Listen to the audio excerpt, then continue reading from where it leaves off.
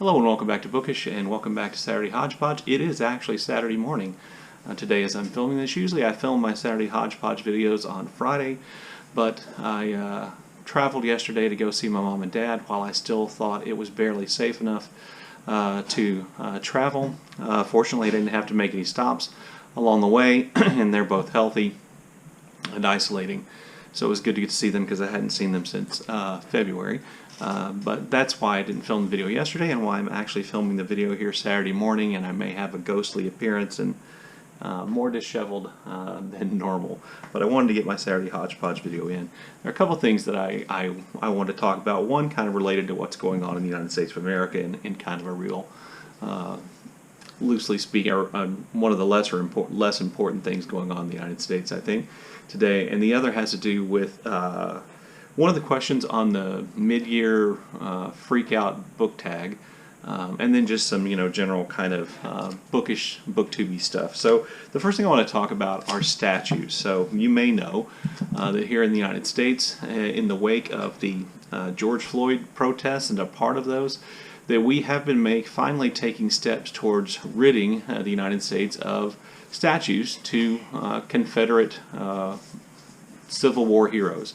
That lots of communities have realized that these statues are of men who betrayed their country, and they really represent an effort by white Southern states to reassert and to remind themselves of white power and white supremacy.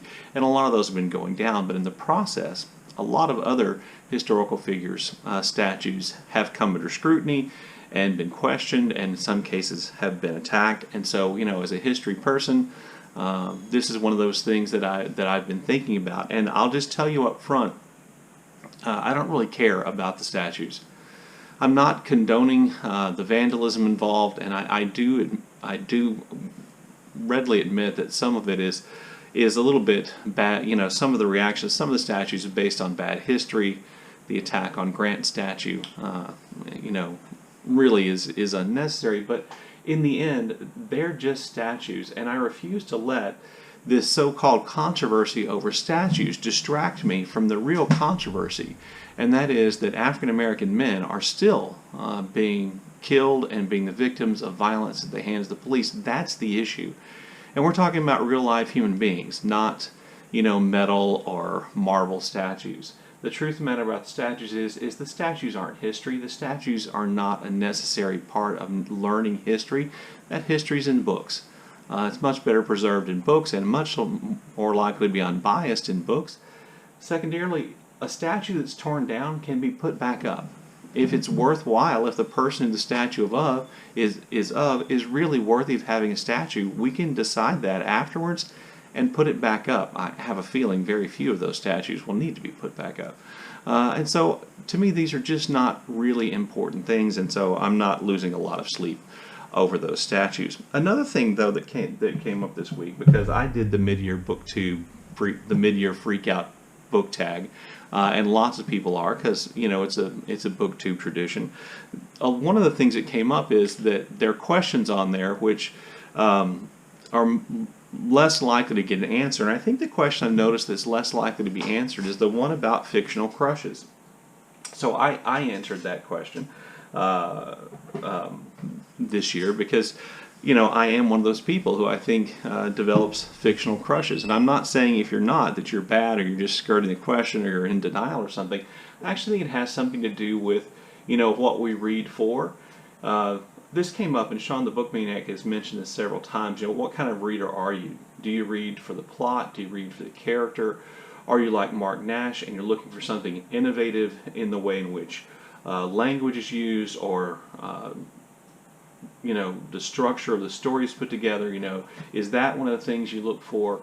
And I think I'm coming increasingly to the conclusion that I am a character-driven reader, that I identify with characters, or I find characters I like, and so that kind of led me back to this fictional crush issue. So, being a heterosexual male, I have to tell you, most of my fictional crushes are on female characters. That's just kind of one of the ways, one of the things that is true. So, you know, some of my fictional crushes over time have been Catherine Barkley from A Fair World of Arms, both the Schlegel sisters, I'm sorry, from Howard's End are on that list. Helen Huntington from A Tenant of Wildfell Hall. Of course, Elizabeth Bennet, even though Pride and Prejudice isn't my favorite Jane Austen novel, and Anne Elliot would be among my fictional crushes. But, you know, also Sherlock Holmes, I think I would put him down as a fictional crush. And Augustus McCrae from Lonesome Dove, Clara from Lonesome Dove, also fictional crushes. And so, you know, on the mid-year freak out book tag, there's the question about fictional crushes and then favorite characters. And so I was trying to think, you know, and I think I might have even said something in my video about what's the difference between a fictional crush and your favorite character. And so, you know, to me that's a difficult thing, because usually, obviously, you know, if you develop a fictional crush on a character, then that probably is your favorite character. But that's not always the case. So I had an example of what I think is the difference between fictional character or favorite character and fictional crush. Okay, so my example of the difference between a fictional crush and a fictional favorite character, I'm going to use The Two Sisters from My Sister the Serial Killer by Oyinkan Braithwaite. So if you haven't read the novel, it's really fun. I enjoyed it. I didn't think it was particularly great, but the characters are really good. So the two sisters in the novel are Corrady,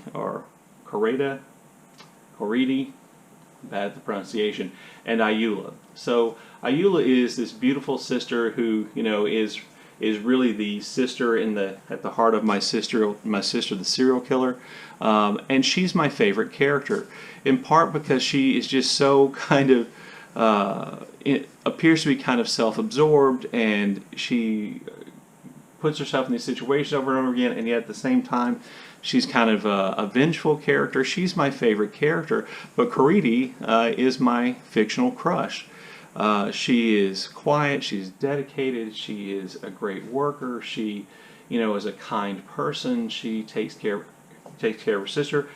She's the fictional crush. She's the character that you know, I like the most, the character who I have the most romantic and not just really sexual ideas about, but maybe.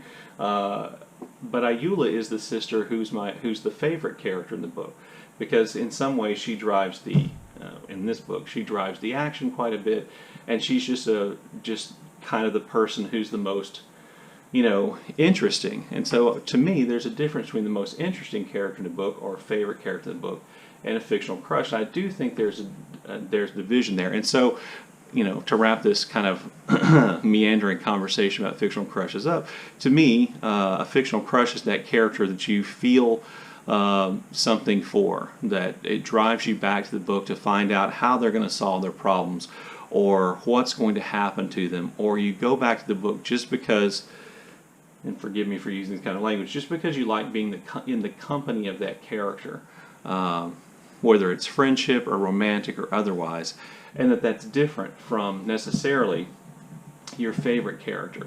So to me, that's the difference, and I think the difference between the sisters is the closest I can come to illustrating that difference. And again, this may be something that only exists for people who are character-driven readers, and I think increasingly I probably am. Okay, so there was that. I don't know. I'd be happy to really like to hear your thoughts about this fictional crush favorite character thing, or why you don't develop fictional crushes, or what you think about that. Look forward to those comments in the comment section if this made sense. I mean, after all, it is about 4:45 in the morning here.